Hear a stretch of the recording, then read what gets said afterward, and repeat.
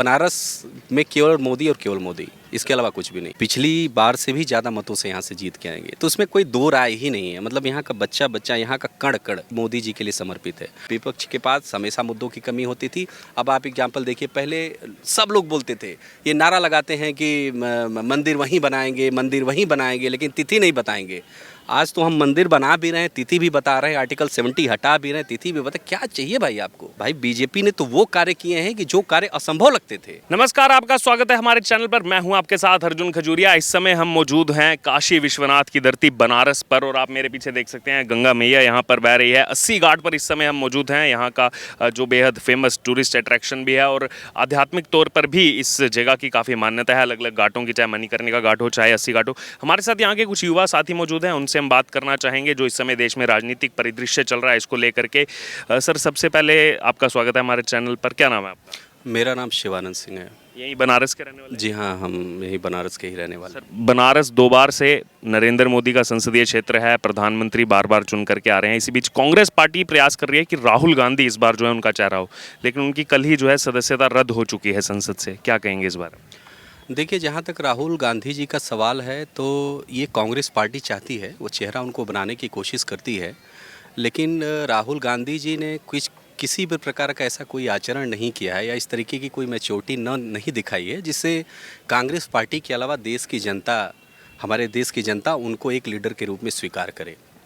सबसे बड़ी जो बात है कि उनके बेतुके बयान आते हैं, सेंसिटिव मुद्दों पे वो क्या बोलते हैं उनको खुद ही समझ में नहीं आता है। तो जनता सब देख रही है कि भाई आप किस चीज़ को किस वे में ले रहे हैं। जहाँ तक उनकी सदस्यता जाने का सवाल है, तो ये जितने भी ये कानून हैं, ये कांग्रेस पार्टी द्वारा स्वयं बनाए गए हैं।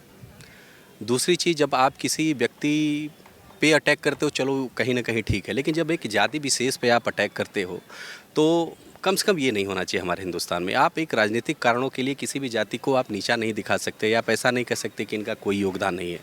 हमारे देश के डेवलपमेंट में हर जाति का, हर व्यक्ति का, हर समाज का बराबर का योगदान रहा है, और यही हमारे देश की खूबसूरती रही है कि विभिन्न जातियों और वर्णों में बटे होने के बाद भी हम सब लोग देश के भलाई के बारे में सोचते हैं।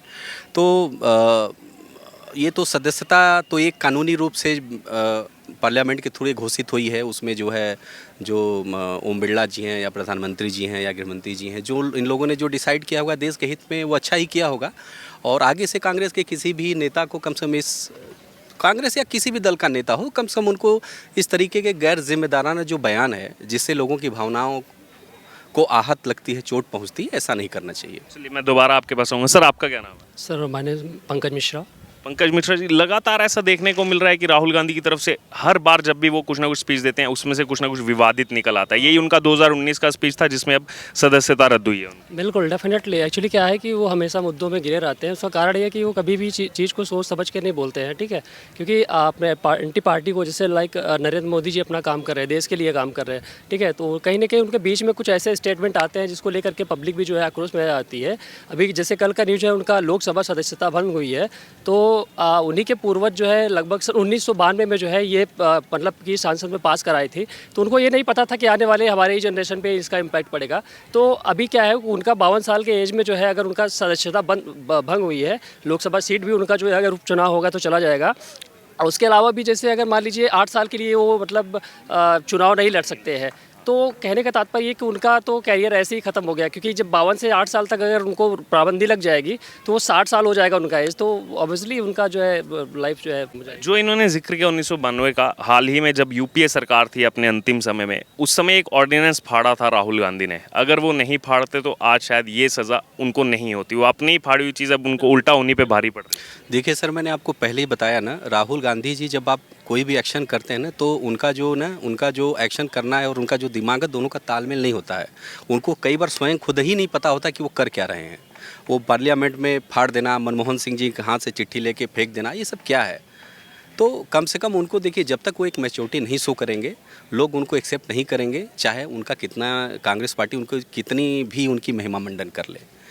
सर, अगर बात की जाए ये जैसा आपने भी बताया और सब जानते हैं, ये एक कानूनी प्रक्रिया है। सूरत कोर्ट ने जब फैसला दिया उसके बाद ये संसद में जितने भी वहाँ कैबिनेट सेक्रेटरी हैं, जितने भी ब्यूरोक्रेट्स बैठते हैं, वो सब इसमें, क्योंकि प्रावधान है ऐसा कि आपको सदस्यता रद्द करनी पड़ी।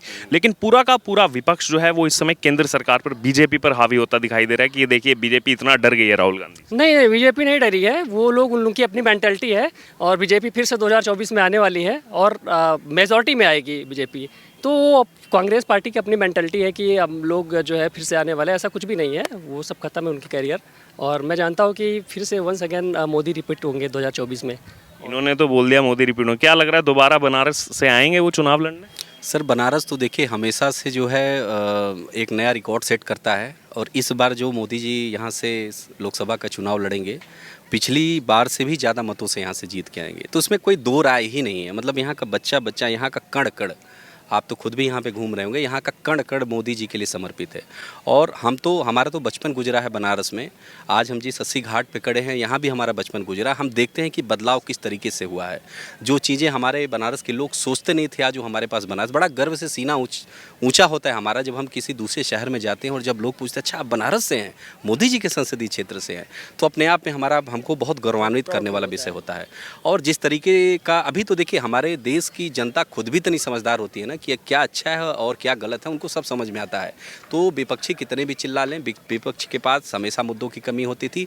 अब आप एग्जाम्पल देखिए, पहले सब लोग बोलते थे, ये नारा लगाते हैं कि मंदिर वहीं बनाएंगे, मंदिर वहीं बनाएंगे, लेकिन तिथि नहीं बताएंगे। आज तो हम मंदिर बना भी रहे हैं, तिथि भी बता रहे हैं, आर्टिकल 70 हटा भी रहे हैं, तिथि भी बता। क्या चाहिए भाई आपको? भाई बीजेपी ने तो वो कार्य किए हैं कि जो कार्य असंभव लगते थे वो कार्य किए हैं। तो लीडरशिप इसको बोलते हैं ना। तो हम क्यों ना ऐसे सरकार और ऐसे नेता का चुनाव करें। एक कमेंट ये भी लेना चाहूँगा, जैसे उन्होंने जिक्र कर दिया है मोदी ही आएंगे, आपने भी बताया 2014 में जब पहली बार यहाँ लड़े थे तो आम आदमी पार्टी नई नई बनी थी, अरविंद केजरीवाल यहाँ आए थे चुनौती देने। अब लगातार दिल्ली में आम आदमी पार्टी के जो नेता हैं वो यही कह रहे हैं कि अब देखिए आम आदमी पार्टी तो नेशनल पार्टी बन गई है, बीजेपी हमसे डर गई है, बौखला गई है, हमारा कद जो है मोदी जितना हो गया, अब जो है केजरीवाल ही मोदी को चुनौती दे सकते हैं और हो सकता है दोबारा बनारस आए वो चुनाव लड़ने केजरीवाल। देखिए ये केजरीवाल जी और आम आदमी पार्टी की गलत फहमी है। वो मोदी जी का नाम लेके तो भाई बड़े बड़े लोग अपने आप को बहुत ज़्यादा शो ऑफ किए। उनको लगता है कि मोदी जी का नाम ले लेंगे तो थोड़ी मेरी भी क्रेडिबिलिटी बढ़ जाएगी। तो 2 बार आएँ, 3 बार आएँ, 4 बार आएँ, केजरीवाल जी के आने से कोई फ़र्क नहीं पड़ता है। पिछली बार अगर वो इस बार आएंगे तो पिछली बार जो वोट पाए थे शायद उसका आधा भी वोट उनको इस बार न मिले, क्योंकि लोगों को पता है कि किसके दिल और दिमाग में क्या चल रहा है। तो बनारस में केवल मोदी और केवल मोदी, इसके अलावा कुछ भी नहीं। एक लास्ट कमेंट, इन्होंने तो जिक्र कर दिया, कल ही पीएम मोदी आए थे, 1800 करोड़ के प्रोजेक्ट दिए हैं। अब कभी यहाँ पे क्रूज़ देखने को मिलता है, दुनिया का पहला ऐसा क्रूज़ जाएगा जो है डिब्रूगढ़ तक। अब जो है अर्बन रोपवे प्रोजेक्ट यहाँ पर लाया जा रहा है, दुनिया में 2 ही हैं, मैक्सिको में, बोलीविया में। अब जो है बनारस शहर को चुना गया। बिल्कुल, बहुत प्राउड फील हो रहा है देख करके कि मोदी जी ने डेवलप किया है और बहुत सारी चीज़ें जो कंटिन्यू भी कर रहे हैं कि आई होप कि आप नेक्स्ट चुनाव या जो नेक्स्ट इलेक्शन होगा उसमें भी कुछ अच्छा देखने को मिलेगा और definitely he is doing very good sir. कुछ कमेंट आप देना चाहेंगे जो कल प्रोजेक्ट लॉन्च किए? देखिए सर, ये तो एक ही बहुत ही सुनहरा प्रोजेक्ट है बेसिकली बनारस के लिए। जैसा आपको जानते हैं कि हमारा शहर जो है पुराना शहर है और बड़ा क्राउडेड शहर है, थोड़ी भीड़ भाड़ हमारे यहाँ रहती है।